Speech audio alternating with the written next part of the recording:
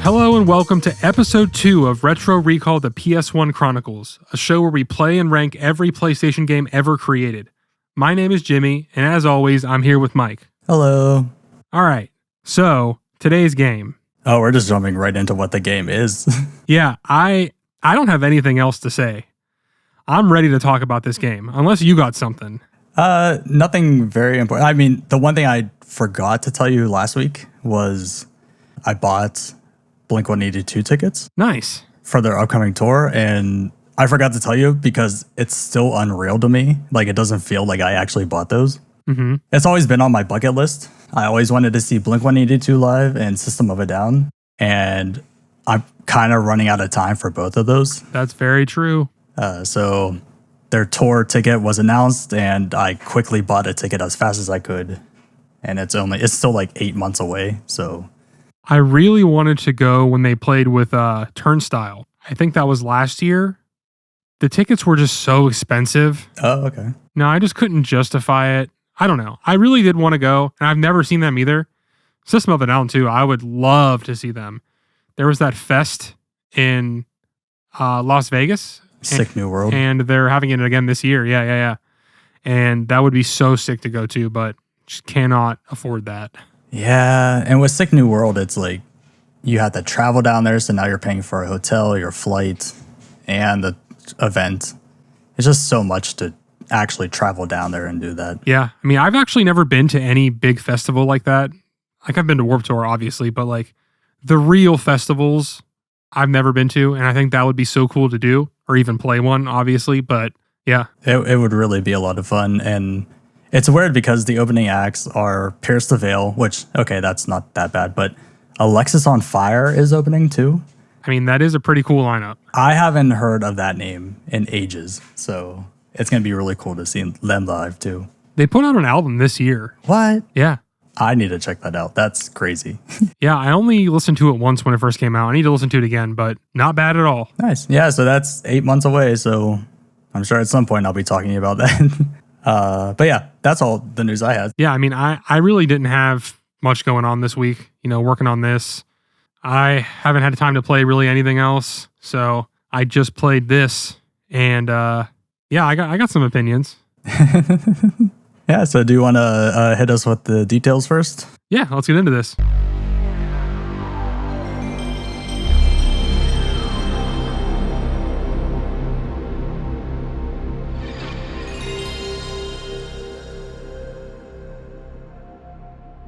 So Soul of the Samurai was released on September 15th, 1999, and it was developed and published by Konami. I would call it an action game, is kind of the rough thing I would put it into. Do you disagree? That's not a bad way to put it. I would say it's an action game, and there are some hack and slash moments, but they're not really too much hacky or slashy. I wouldn't say it was like enough to go that far. No, it's very brief. Yeah, it kind of feels like one of those games at the time because it has the tank controls and the pre-rendered backgrounds. And, before we get into this critically, I'll give like a brief synopsis. So, you play as two different characters. You get to choose from the beginning, but they both have different stories. One is Kotaro and one is Lin, and they are samurai. Well, one of them is a samurai. The other one is a ninja, I think they call her. No, yeah, you're right. They kind of call her a ninja, but then I think they're just generalizing the fact that she's a ninja. So yeah, you're pretty much fighting samurai, monsters, zombies, and things like that. You're stopping this guy, I forget his name, I forgot to write it down, from infecting the town with these bugs. And the bugs pretty much like control the person and essentially turn them into not necessarily a monster right away, but they are controlled by them and they are evil. So it kind of starts very straightforward, very simple, and then it kind of slowly introduces these horror moments. And eventually it kind of feels like it's trying to go for that action horror vibe, like a Resident Evil 4 or something like that. It's like that kind of vibe, And just so the audience knows too, we actually split this up where you did pretty much all of Kataro's story, and then you did a little bit of Lin's, correct? I played about 2 hours of Lin. Not 2 hours, like an hour of Lin's. Okay. So then I did all of Lynn's story and only about like half hour, 45 minutes of Kataro's story. So you have all the experience on his end. I have all the experience on her end. So I'm looking at the capture here. I did all of Kataro's chapters and the final boss. Then for Lynn, I did up to chapter 6. I just, tapped out at a certain point. Oh, okay, yeah. So chapter 6 is the end of the game. But yes, I stopped on hers whenever you're going to the castle at the end. That is a very frustrating part, but we'll get to the whole ending part. The combat has potential. Now, whenever you were doing the combat, actually, let's start back from the very beginning. Whenever you jump into the game, I was expecting some type of tutorial screen. I know. To teach you how to play. I almost died in the very first fight within like seconds of the game. Yeah, and there is that brief tutorial once you're in it a little bit where you're like the flashback. Yes. But that really doesn't teach you anything. It's just like, here's how to parry. Yeah, and one thing I noticed too was if you're like just mashing buttons trying to figure things out, you'll get that screen of, hey, do this instead. But if you're mashing buttons, you skip through that screen really fast and you don't know what it actually said. I'm going to be honest. I felt like I understood what was going on. So like after nothing else came up on the tutorial, I just left. Yeah, I messed around a little bit on it. I just wanted to see, is it going to give me any more information that I didn't know? But then I realized I was just skipping through all the dialogue too quickly and I just wasn't getting anything anyways. So I just left anyways. So to start off, I think Kataro's combat is definitely better than Lynn's, just because it's very much that intentional, heavy combat where you're like making the methodical choice to swing a certain way and you can't correct it in any way. So like you swing, you have to live with that choice, right? Like you can't like cancel and move around. It's not like modern games in that way. So Lynn, I feel like she has that combo that's like you can do like 4 or 5 attacks back to back and you can just shred all the enemies in the beginning. Yeah. So Kataro's attack is more slower and more precise, like you said, while Lynn's is a very fast-paced fighting style where you can jump around and hit a lot. Also, Katara uses swords and Lynn uses like daggers in a way. I do like that as the game goes on, you get different weapons you can upgrade. And on Kataro's story, I did an optional boss and I got this sick ass sword that like lights people on fire. Ooh, that's nice. And then with Lynn's, it catches people like with lightning. Yeah, I got that too. I did 2 optional bosses as Kataro. There's one where you're like in a cave and this thing is chasing you and you can like choose whether to fight it or not. And the other one was this guy just shows up and he's like, I'm going to fight you. Meet me at the beach. And you go there and fight him and he's not that hard. Can I just say the dialogue in this game is hilarious in a sense? I assume it's a translational thing, but the dialogue always felt like it wasn't people talking to people. No. It's weird. Kataro is like a creep towards Lynn. Yes. Oh, I am so glad that you realize this too. Like the very first thing he says is, he's like, oh, that's a kid. And then he calls her baby. Yeah. My first note under Kataro is kind of a creep. Yeah. And then he tells her, hey, don't worry, I'm not into kids. Like, why do you have to say that? You shouldn't have to say that in a game. Yeah. Then there's the one part where he's like upset because he thinks she has another lover, but she's just talking about her brother. Yeah. And then I think it's after that part, he goes, oh, so much for my lack of interest in kids. I'm like, what are you guys doing with this dialogue? It's very strange. It probably is a translation thing, but I don't really know what they're going for here. Like probably just like a B-movie type of vibe, but I think if this game had voice acting, it would level it up significantly. Oh, I would have been laughing so hard if this had voice acting. Well, I guess because you brought up horror, I gotta say, I feel like it was a mistake letting you choose which character you want to play in the beginning. You did Kataro, so whenever I went back and did his story, things made so much more sense playing his story first. Whenever I did Lynn's, I was like, I don't know why all this is so random. I don't know what's going on. Things are just happening and I don't understand what's happening. Kataro feels like the main story, and hers feels like a side thing. Essentially, after you beat Kataro's story, now you get to go back and see it from her end of the game. And I feel like that's how they should have had it set up. Instead of you choosing, they force you to play Kataro's story, and then after that, you unlock her side story after that. Yeah, and if I didn't do the research, when I first got into it, I just thought that you had to pick the character and it was the same story. I thought that too. And it wasn't until I started Kataro's, I'm like, this is completely different from what my experience was. You could say that as the game starts, it kind of gives you hints, but like until you get into the game, you don't really understand how it could be different. But like once they have those meetings throughout the story, it makes a lot more sense. Yeah. And then whenever Lin and Katara meet up in front of the Buddha statue, I want to say. Yeah, like that shrine in the middle. Yeah, so whenever I was talking to Kataro and he's giving me all this information about all this stuff, I'm like, how do you know about this?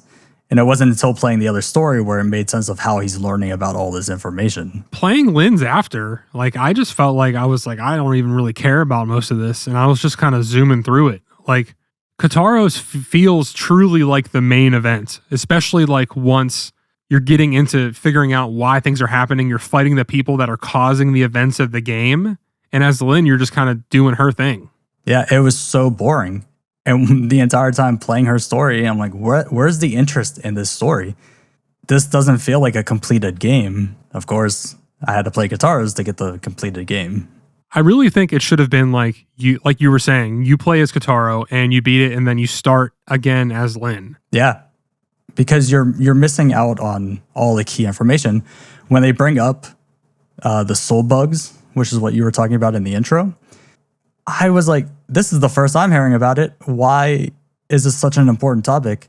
And when you're playing it from Lin's perspective, it just seems like the story's like, okay, now we do this. Okay, now this needs to happen to do this. Okay, now this needs to happen to do this. And it just feels so rushed and staggered all over the place.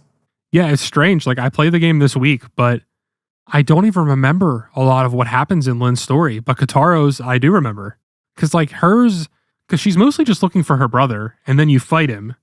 And then after that, you just go to the castle, right? Yeah, that's pretty much it. The whole thing is, oh, I need to find my brother. You find him. He teaches you how to fight. Then he disappears. And it's not until you find that first guy bleeding on the street that he tells you, oh, your brother's in trouble. I don't know how he found that out because we just saw the brother and now somehow he has this information of where our brother is. And it just feels like these little plots to like move the character along to the next area, but it doesn't really sync together. And then you find him on the beach and he's like, oh, good job. Now I'm evil. It's like, where is this information coming from? Like, why are you evil all of a sudden? Yeah. And like Kataro's story is like, you are going through this. First, you're meeting new people and then you're slowly unraveling the mystery of what's happening. You're fighting the guy that is creating the soul bugs. Then you're fighting his boss. You know what I mean? Like it feels intentionally like they did it this way, but I don't understand why you would do that. It makes more sense if I were to play his story first. Alongside that, it always just felt like in the beginning of Kataro's story, it seems to transition nicely into the horror aspects. Like they're building off of, oh, something isn't right. Something doesn't seem right. But with Lin's story, you don't get that until later on that something's weird and not right. Yeah, I remember in Lin's story, it's just like all of a sudden there's monsters.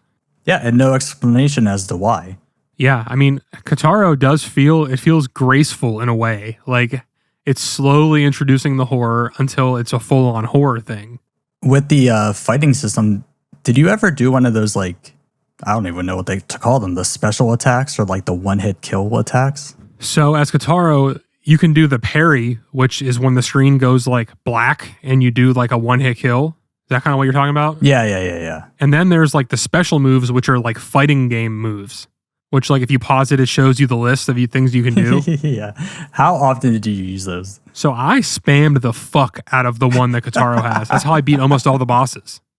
He does this like spinning attack, left, right, square, or right, left. I forget which one, but yeah, he does like a really powerful spin attack. And that's how I beat a lot of the bosses because you could so I would never use it.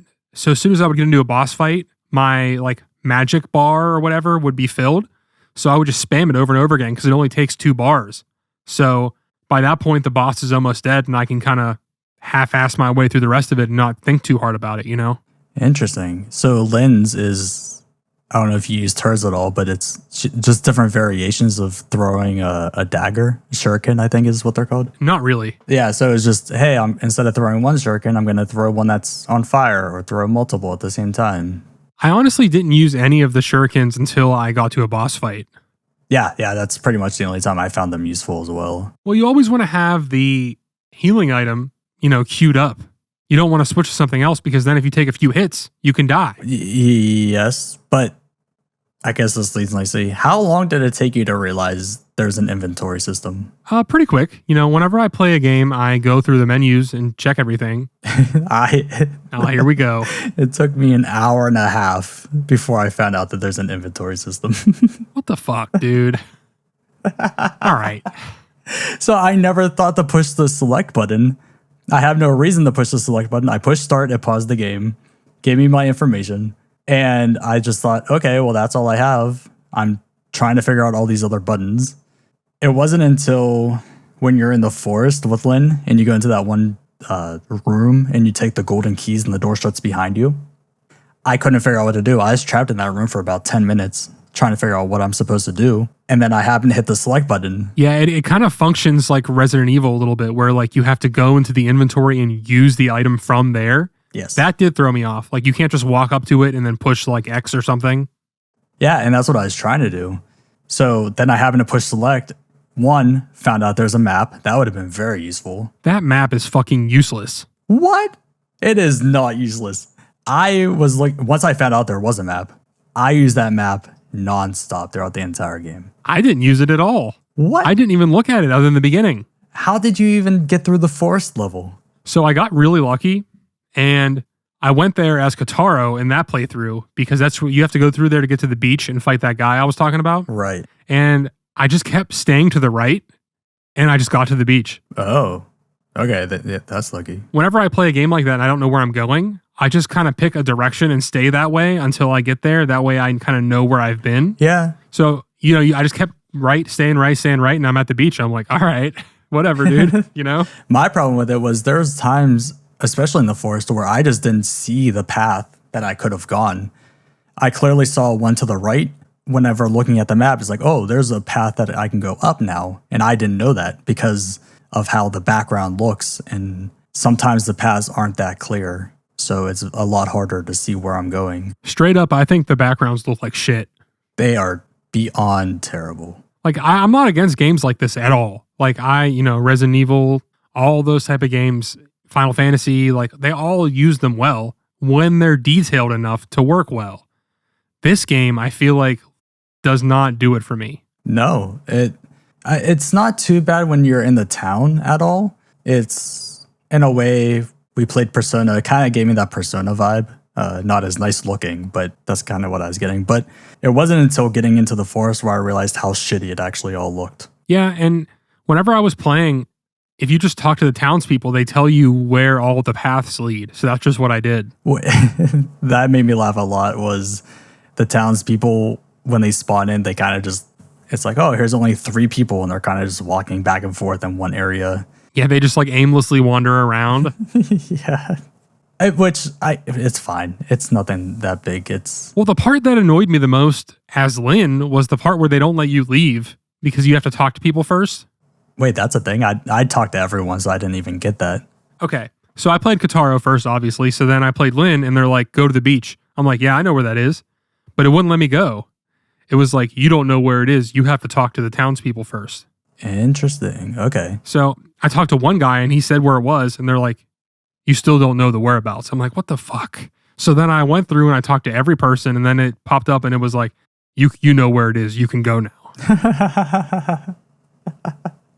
We can get into more details of everything, obviously, but one of my breaking points with both of their stories was the part where you have to fight a million fucking guys. Oh, is that the part I refer to as the hack and slash part? Yes. So I want to hear why was it your breaking point? It is just so annoying, dude.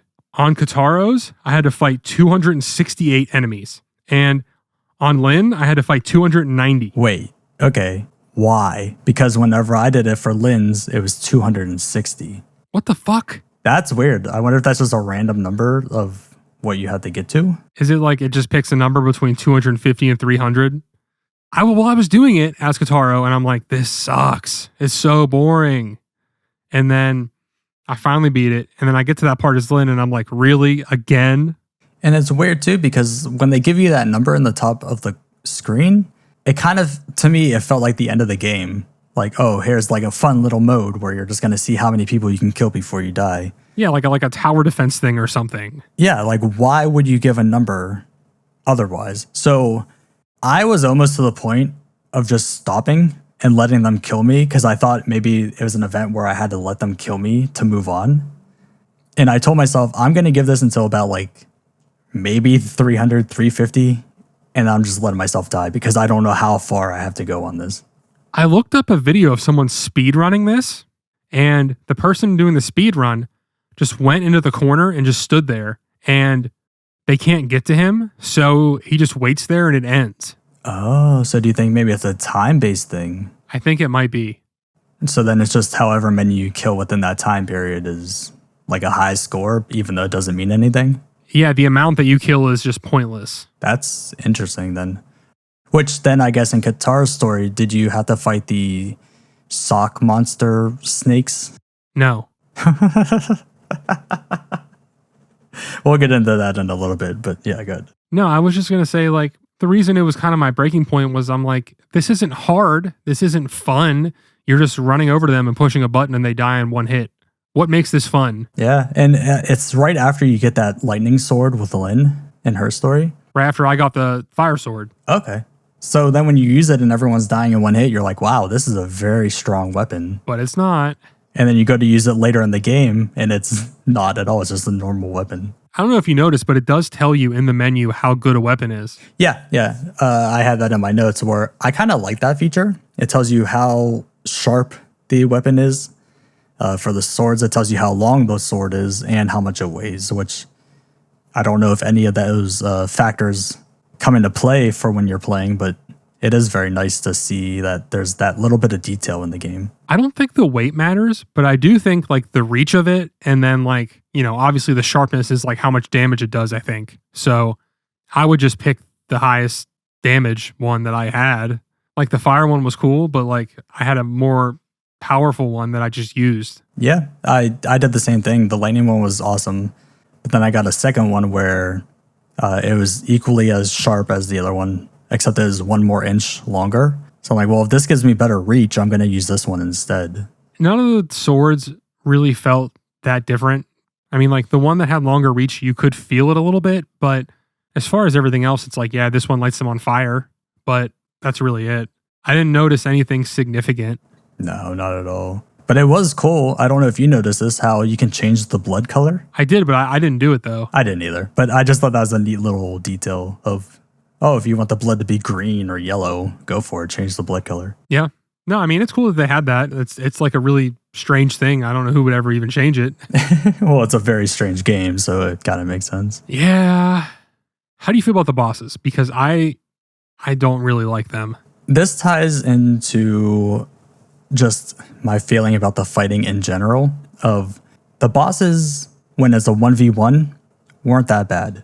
When you're in a boss fight and there's now multiple people on the screen as well, it is borderline impossible to do it in one try. Well, there's that fight really early on as Lynn where you're fighting one main guy and he keeps bringing in more guys. Yep.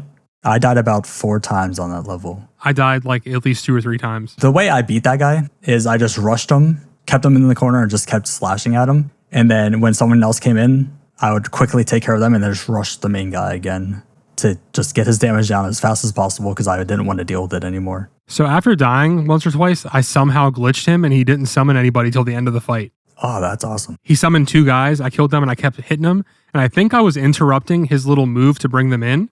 So like I whittled him down pretty low and then he finally summoned 2 more guys, but a few more hits and he was done. That's whenever I used, I remember he had like just a sliver of health left and there was guys coming in. So I just quickly used the shuriken and took them out. So those came in handy a lot during those boss fights where you just needed to get a quick sliver of health down and then you were done. Well, I tried to use the shurikens, but I just always felt like I needed to have that healing like queued up. Because like another point of this game is if you're not on your shit, you could die really fast. Yes, especially when you get into the later enemies, they can easily two-tap you. It's also frustrating that when you die and you have to play something again, you can't skip the fucking cutscene. Oh, I was mashing X and start, all the buttons, every cutscene to just get through it as fast as possible. Yeah, but like, why can't I just push start and skip it, dude? Especially with a game that's like hard like this. I don't understand. Yeah, and another thing which they kind of take from the original Metal Gear is when you die, you go back to the title screen. There's no, oh, do you want to load your previous save? Now you got to go back to the title screen and then load your game from there. I did like it how the save files were haikus. That was cool. Yeah, I wrote that down. Like, doesn't add much, but it's just that nice little detail of every time you save, it gives you this nice little haiku and it relates to the area you are or what the story is happening in a way. Yeah, I mean, overall, dude, this game has a vibe. It may not execute it as well as it could, but it has a vibe. Yeah. When it comes to the dialogue and the story, I feel like it was all rushed from what I experienced. But if you just extended it more, just a little bit more, added a little bit more detail, I feel like it could have been really, really, really good. Yeah, like if this was like a 6 or 7 hour game and it had voice acting, I think this would score way higher than I'm going to score it. You know? I agree. Oh, I don't want to get too far away from this. So with the bosses, I wanted to bring up something else too, so go ahead. okay, so I found it really interesting that the third boss of the game has 2 phases, which I just thought wasn't normal in video games, where you have a boss mid-game that has multiple phases. Usually that's like end boss stuff that you do. So that's one of the only bosses in the game that does that. So that surprised me, especially after beating Kataro's story. Okay. See, since I didn't finish Katara's story, I didn't know if later bosses did that on his side as well. So the bosses for Kataro are way harder than the ones for Lin. I want to say the first boss isn't too bad, but I wrote down that he has unblockable attacks. He has this move where it goes to like a black screen and he does a thing. I was going to ask you about that because I tried to like dodge out of the way and everything, and I could never dodge his attack. Yeah, and also the dodging just feels bad in this game. Yeah, I tried so many times to use it in so many boss fights, and it never worked. My strategy was just run away to get some ground on them, and then either use my healing at that point or try to come up with a game plan after I ran. No, I mean, that's literally what I did the whole game, dude. I feel like the dodge should have been mapped to a button, and I don't think that would have been that big of a deal because there's plenty of buttons that you don't use at all in this game. Yeah, R2. I don't know why they chose to do it this way. I kind of get that. It kind of makes sense because in a way, I could be completely wrong on this, but wasn't Tekken kind of like that where you just had to double tap the direction to like scoot them backwards or forward? I have not played enough Tekken, but that does sound, I mean, most fighting games do that, so I guess it makes sense, but in an action game, it's different though. Like, you want to have it mapped to a button so you can quickly hit that button, whereas I feel like when you have to double tap it in a game like this, you're already thinking about everything else going on in the fight, you're thinking about what you're going to do next, and having to think about double tapping a button, I don't know, it was just a little too much for me, so I just never did it. Yeah, when precision is that important, to take your fingers, like move them into like a double tap thing, it screws up your flow completely. Sometimes it doesn't even work as they auto lock on you anyways. I got one more boss to bring up before we move on here. The third boss, it's after you fight through these caves, and this is the first time in this game I hit a legitimate like roadblock where I could not beat this. It was to the point where I was bringing up the cheats in the fucking emulator because I'm like, I might have to cheat my way through this. Okay. So what's the fight? It's just this guy. I don't remember his name or anything, but he's like the guy that made the soul bugs, and you're fighting him. And the first phase of the fight is so easy. The second phase, whenever he does this move where he races to both sides of the screen and he like electrocutes or makes fire on the ground. So like he's going to one side, you run after him, but by the time you get there, he's lighting you up on the ground and you're getting hurt. So what I try to do is I go there before he gets there. That way I know he's going to be here. I can get him. But it was so not exact the where he was going that it was so hard to hit him. So I ended up just spamming that fucking attack, that special attack I told you about, over and over again. That and with the tank controls, it's really hard to just run out of the way if you need to run out of the way. I know, and he's such a fast boss. Like, I'm just running around trying to figure it out. And I'll say this right now. So I think I fucked something up when I was in the emulator, and at some point during my playthrough, I ended up having unlimited healing. And it's funny because I decided against leaving it on anyway, because I was going to put it on just to beat the boss. And I'm like, no, I can't do that. I have to suffer. And I'm getting through the main story, and later in the game, I realize I've had the same amount of healing items for a very long time. And I'm just like, God damn it. That's why I'm not so mad anymore. Honestly, it would make the game so much easier too. I think whenever I was doing Kataro's story, I blew through his healing so fast in just the first 2 bosses. Well, where I was going with that was I don't think I could have beaten this game without having that on. You can't. Especially towards the end when there's all these enemies that can just kill you in a couple hits. I don't know. I felt like guilty for doing that, even though I didn't mean to.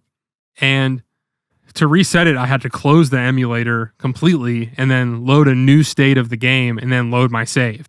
But I didn't realize until much later. So I made the game easy for myself, and I'm kind of glad I did. Yeah, in a way, you're seeing the things we typically wouldn't be talking about because we wouldn't know about it because of that. So I get what you're saying, but at the same time, you now got to see more of the game that you probably would have gave up on. Very true. But yeah, that boss is just super hard, and it took me so many tries. I feel like that's the hardest boss in the game, at least for me. So that's what I was going to bring up next was I didn't beat Lynn's story. I played for about 3.5 hours-ish. I would say about 2.5 hours of that was for Lynn's story.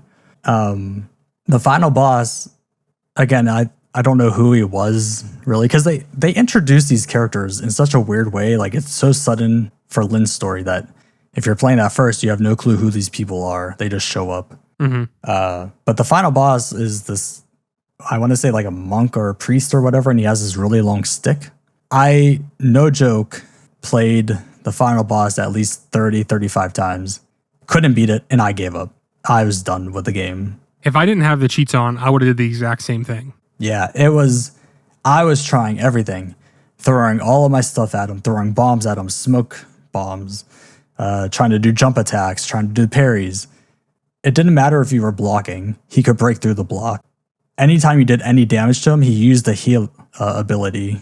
So he was always at full health, no matter how many times you hurt him. Okay, the same boss is what you fight as the final boss for Kataro as well. Oh, okay. So then how did you end up beating him? Because I had cheats on, dude. Well, no. But even with the cheats, like, what was the method to beating him? The same method I had for every other boss. I just spam that attack. I got him low enough. So what I would do is, you know how that bar refills as you do normal attacks?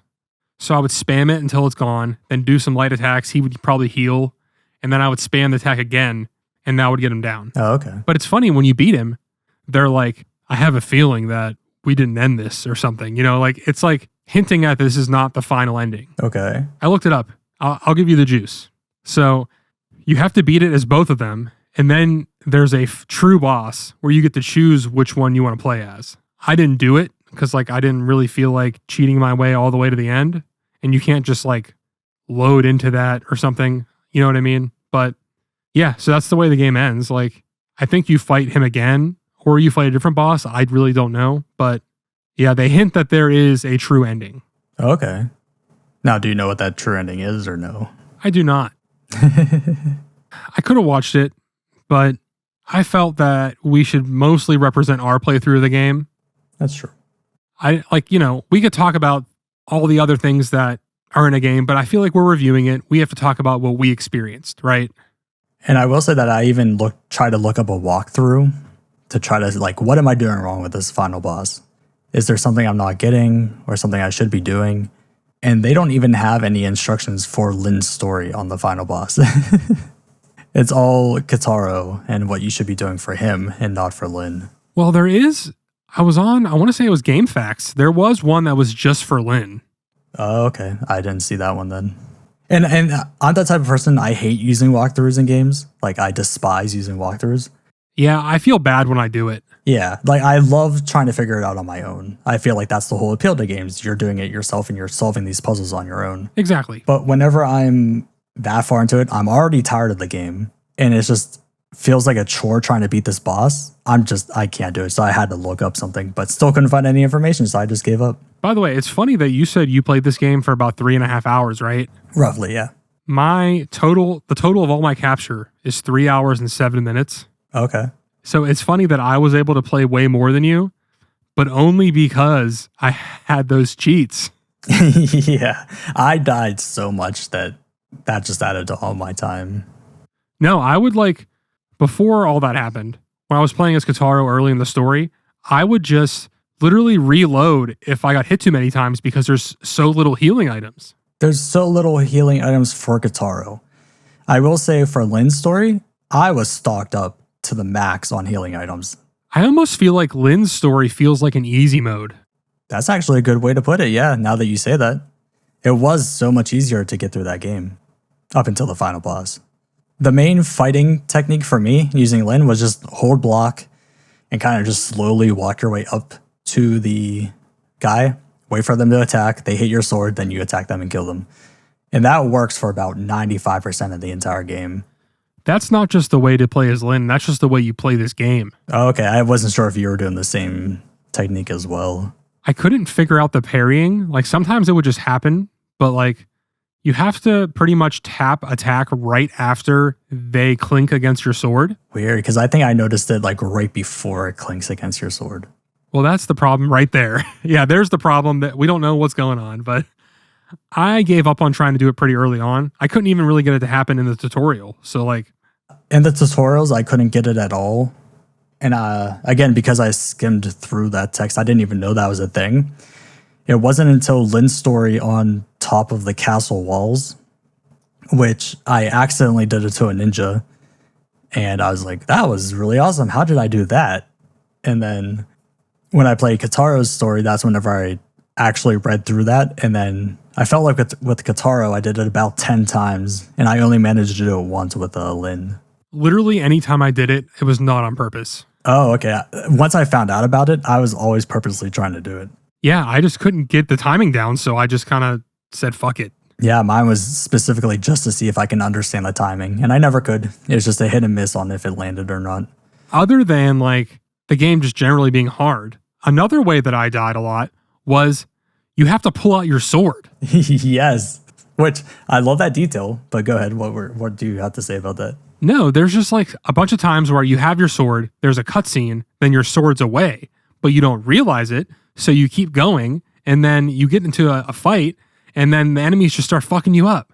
I've noticed at some points in my gameplay that sometimes the enemies will wait until you pull your sword. I think it's not a lot of time, but there is a grace period where they kind of don't move until you pull your sword out. So a specific example for me was there's this part in Kataro's story where you're escorting this girl. Yeah, to the temple. Yeah, you have the cutscene with her, and then you go to the next screen, and there's two guys you're fighting. It puts away your sword after that cutscene, and I walk up to them, and I start hitting attack, and I'm like, fuck. And then they just start lighting me up. Yeah, I noticed that too. I think it became one of those things in Lynn's story that I noticed. So I just always made sure to double check that before moving forward. Yeah, I mean, once it happened to me a few times, it didn't happen again, but it was still just really frustrating. I'm like, all right, I guess I'm just going to reload because there was a save point right there. It's not that big of a deal, but it was still just kind of annoying. It's a cool detail, but it really doesn't serve any purpose. It's not like different things happen when your sword is put away. Yeah, you still run the same speed. You still do the same things. Also, how about whenever your health is low? Oh, yeah, you can't run at all. You can't dodge. I don't think you even do a blocking animation, do you? No. But I mean, it still blocks, I think, but it doesn't do the animation. It is annoying. It is. But I do kind of like that. No, I mean, I get it. It just sucks. Yeah. Yeah. With some of the enemies, did you notice that sometimes it is almost impossible to deal with them? Especially towards the end of the game with the monsters. Like the Wolverine monsters? Yeah. Or like the weird, like a bunch of legged guys at the end. Yeah. So I specifically wrote down in my notes for that. There's like this weird dog creature thing that he would extend his head out to hit you, like headbutt you. Yes, yes. I know exactly what you're talking about. I can't tell you the amount of times I've died to that guy because my hits didn't even make contact with him. I was standing like right in front of him, swinging, and they were just going over his body. So I'm like, am I missing a command that I should be hitting him? It made no sense. So when I died, I'd restart, run back up into that area, and then because of RNG, they gave me a different guy. So anytime I encountered that pig dog thing, I knew I was going to die because there's no way to actually physically hit the person. I did think it was strange, the whole, like, every time you go to a screen, it's random. Yeah, but it is a nice little RNG type thing. I mean, it's very limited to the characters you're going to get, but they do change it up a little bit. No, many times I would die and I'd go back and it would be easier enemies. And I'm like, oh, let's go. Oh, I never got that. Well, did you know that you can't really leave the screen? Yeah. I was going to bring that up. You can't leave the screen until you clear all of the enemies on the level. But then sometimes you can. Oh, I didn't know that. That would have been nice to know. Yeah, like sometimes it would work and sometimes it wouldn't. I don't know what the trigger is or like why, but sometimes I was able to leave and I would just, or even I'd be fighting and I would back up into it and it would transfer me back to the different map. That threw me off a lot if you were too close to that trigger and then you killed all the enemies and it transfer you to the previous screen or the next one and you're like, wait, what just happened? Why did I teleport? Or even like when you're in an area like the forest or like the caves where like you're trying to explore and you keep like moving in a weird way and you go back a screen and then I'm like, fuck, all right. Now, did you notice at all of sometimes a specific area will respawn an enemy every time you go in, but most of the time it didn't? The place I noticed it the most was in the forest where it would respawn those bats. There were bats in the forest? Those little flying things, are those not bats? I'm going to be honest with you, I didn't see any flying things in the forest. That's crazy. Yeah, they're pretty annoying to fight because you have to wait for them to come down, but they can also poison you. I dealt with those things on the castle walls towards the end of the story. Oh, I only really saw them in the forest. Okay, so now we're starting to see more variety with this game. I mean, that is cool. I did not know that. But at the end of the day, though, there's like, what, 6 or 7 enemies in the whole game? Yeah, it's not really a big assortment of enemies, but I think they do a good job of you start with normal humans, and then as you go on, it's like, oh, now they're kind of like zombie creatures, but now they're like Resident Evil Silent Hill creatures. Like there's a nice steady transition into the chaos and weirdness. That's very true. And for a game as short as this, you know, you can beat both of them, like both characters, probably in like 4 to 5 hours. I think there's a good amount of variety. Yeah. It depends on how much you die with that time code that you just gave. Yeah. I mean, you're right. I guess I truly don't know how long it would be, but... Yeah, like I said, it took me about 2.5 hours, and that's not beating the final boss. So I think if I went another hour or so, maybe I would have figured something out. But it's still, that's not a very long time of playing the game. No, and I felt pretty burned out by the end of it too, just because you're doing the same thing the whole time. You know, the combat encounters really aren't that different. Like I was saying before, you're pretty much just slowly moving up to them blocking. They attack, you attack, you know? Yeah, the only time it really, really got difficult was when you'd be fighting someone and then someone jumps in behind you. And now you have to deal with that because turning around is really difficult and getting him to do like spin around attack isn't always accurate. I remember like heading to the beach where I had one of those Wolverine characters and I was like fighting it, and then another Wolverine guy jumped in behind me and almost killed me. Luckily I hit him before that could happen, but it just felt unfair in a lot of fights how much freedom they had, but how limited you were and what you could do. Yeah, and even like those fights, you pretty much just get behind them and then like corral them into the corner. So like even then, you're still doing the same thing every time. Like there is a correct way to play this game. Yeah, and there's never any variance in it at all. The only real break you get is like the light puzzles, which, I mean, those really just boil down to getting an item and putting it in something, right? Yeah, it's the Indiana Jones type of, I'm taking this item, now I need to put a new item in its place. And you just need to find where those items are. And it's typically never that difficult. No, like On Kataro's story, you get these 2 little statues and you put them in a little spot, then it opens a door, and that's it. It's cool that it was a little something. Like, they didn't have to do that. You could have just kept going, you know? It breaks up the monotony behind what you're doing. It's not very great puzzles, but it's at least something new. One thing I wanted to bring up, and I kind of like this feature too, is those sliding doors. I don't know if they're actually called for the transition screens. Yeah. I did like that too. The first time it ever happened, I jumped so hard because it scared the shit out of me. I was not expecting it. But I like that it gives you a sign that you're moving into like a new area. Like the next part of the chapter is when you see those doors close. Yeah, and I also like the chapter transition scenes as well. Yeah. Even though I thought it was kind of lazy in a way, because it kind of tells you the story that you didn't get to experience yourself. Yeah, it's mostly like a recap, right? Yeah, it's like, here's the recap and here's where your character's going now and what you're doing. It's like, okay, I like reading that, but why can't I experience that in the game?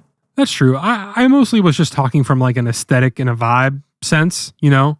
Yeah, it's definitely a nice little touch. It goes back to, it's like with the haikus on the thing. They don't do much, but they are nice little details throughout the entire game that they spread out. But aside from that, I don't recall anything else that they add detail-wise. No, and a lot of this game too is literally just like, do you like this aesthetic? Then that's what you're here for. And I think that this game could be played for that alone, honestly. Like, you're not playing this for the gameplay, right?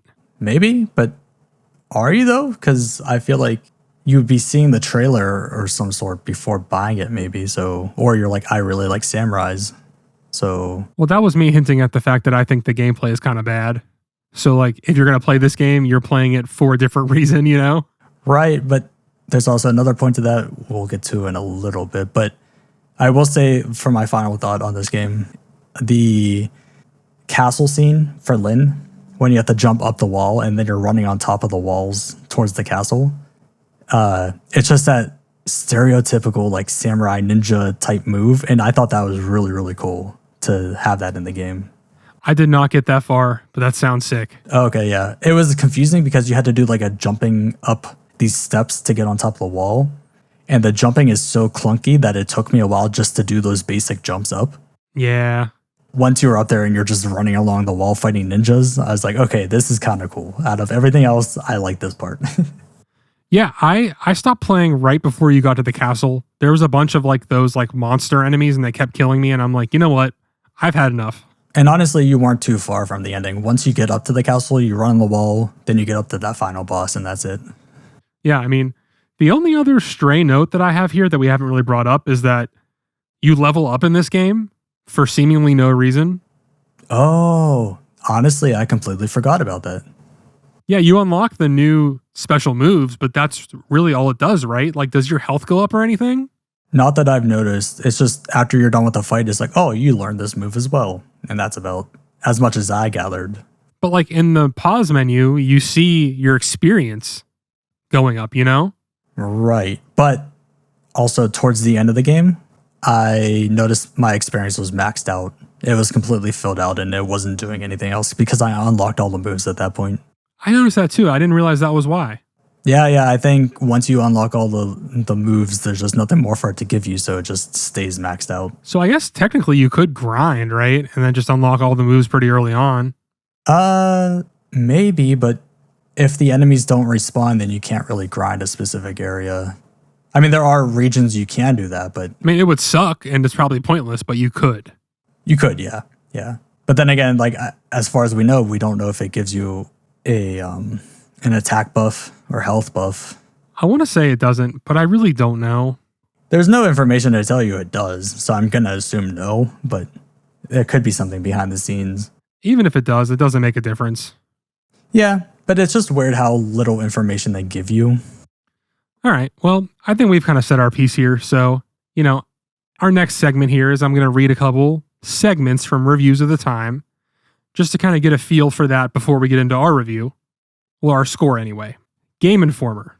For this one, they have multiple reviewers and they average it, but this reviewer gave it a 4.25 out of 10. And here's the quote. I have a feeling that most of the people who play this game will go completely insane by the 5th chapter. That's no lie. If you have a few dollars sitting around, then I'd recommend picking up this game just so you can see the year's absolute worst jumping animation. But other than this, run fast and far. That's so. What do you feel about that? This dude just went in, and I didn't read the whole review, but like, is he wrong? He's really not.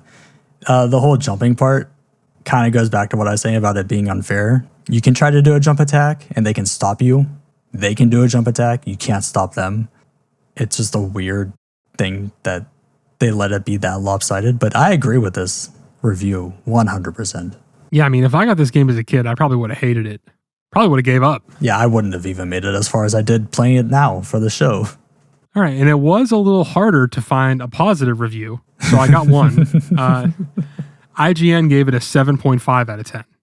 And they said, at any rate, Soul of the Samurai is a great action game. It's just after having a game like Metal Gear come out of your company, I guess your standards should get raised a bit. Besides, I have to remind myself that this isn't tactical espionage. It's sword swinging. And if you like that kind of stuff, great. You'll dig this game completely. But honestly, I got bored with it rather quickly. Now, this is the part I wanted to save. I agree with this of Konami had Metal Gear Solid. And whenever I saw that Konami logo appear at the beginning of the game, my brain automatically filled in the Metal Gear Solid music to go over top of that. Oh, that little jingle before it starts? Yeah, because that was my childhood, was Metal Gear Solid. Now, Metal Gear Solid came out a year before this game came out. I literally just looked that up right now. And it's mind-blowing how different the two games are visually. I don't even care about gameplay-wise. Visually, how different the two games are. This game is such an immense downgrade from that. It is. Like, you look at Metal Gear Solid and how... Granted, you go back and look at it. We'll get to it when we play that game. But sure, it's pixelated. But you have, like, these enormous 3D environments that you get to run around and do all this stuff with. And then you cut to this game, and it's like, oh, we have a JPEG in the background and a 3D character that runs over top of it. If this game had even a fraction of the cinematic feel of Metal Gear, it would be so much fucking better. We would feel so much different about the game if it had that standard. And that's why I agree with this guy reviewing it, is your standards are raised if you release something that big like Metal Gear Solid. Even just from what I read of that review just now, it doesn't feel like they gave it a 7.5. That feels high for what they said. It's a very weird contrast from number to what they say. If you say, but honestly, I got bored quickly, it shouldn't be a 7.5, honestly. I agree with you. I am sitting at... Okay, hold on. This is the big moment right now. When I started this game, I legitimately liked it at first. And I started with a 7.5 when I started the game. For the first hour or so, I was like, this is sick. The vibe, the combat was tough, but it felt fair, right? Okay. As I played, that score just kept down and down and down. And right now, I'm sitting at a 5.5. I'm in shock at that number. First of all, I'm shocked that you were giving it above a 7 to the beginning. And you're sitting at a 5? Okay. So I wanted to give it a higher score because I felt the combat was good at first. And, you know, at first the story was wacky and it was silly, but it was serious. And it reminds me a lot of the things I love, like Twin Peaks, like Deadly Premonition. These are things that are silly and kind of bad, but in a charming and endearing way. And this game could have went that route and been great. I could see that. You make a good, strong point. You're going to hate me on this. So I have been toying back and forth with these numbers in my head all day preparing for this. And I'm still not very confident on where I should place this, but I was going to average it. And I was honestly thinking about doing a 3.5 out of 10. Dude, we're going to play much worse games than this. I don't know. Hold on, what did you give it? 5.5. I feel like I get where you're coming from.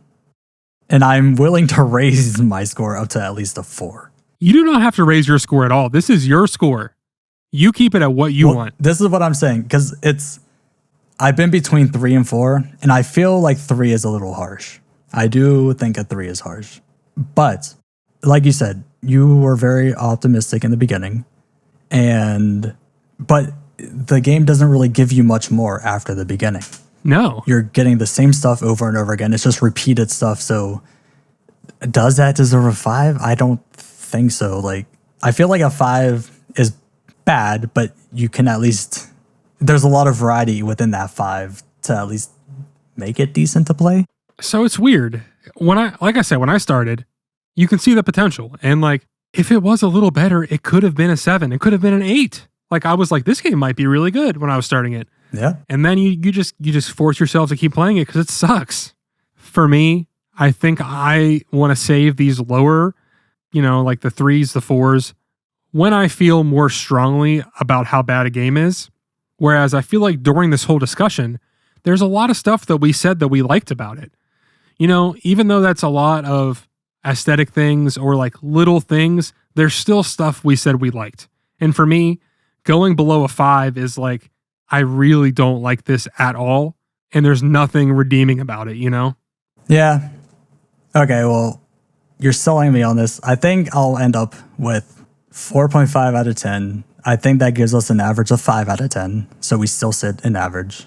I'm fine with that. I think that's a fair judgment on that. Like I've been saying this whole time, there's things that I like about it, but there's just so few things I like about it. And at the end of the day, I will never play this again. I will probably never think about it again. I was just about to say that. But it was cool to see another Konami game, for the PS1. Even though it's kind of a stinker, it's still, interesting. Yep, they just needed to put a little bit more effort into it, and I think we would have had a completely different output on this game. Completely agree. Any closing thoughts? I don't think so. So I guess with that score, we can both agree that this is below Crash Bandicoot and now sits at a 2. Yeah, and that means that Crash Bandicoot is still the greatest PlayStation game of all time. I cannot wait until we're about 100 episodes in to see how far we are, like, moving things around. I know. Will it be funny, like, just reading through them all? Like, maybe, like, once we hit certain milestones, we can read them all, like, number 25. Number 24, you know what I mean? Or we could like make a video about that or something. I don't know. Just have like a graphic of like the history of this game and where they fell on the ranking. Yeah. But yeah, so I guess that's going to do it for us. Thank you so much for watching or listening. If you enjoyed this, please remember to like and subscribe as well as give us a rating on podcast services. We'll see you next week.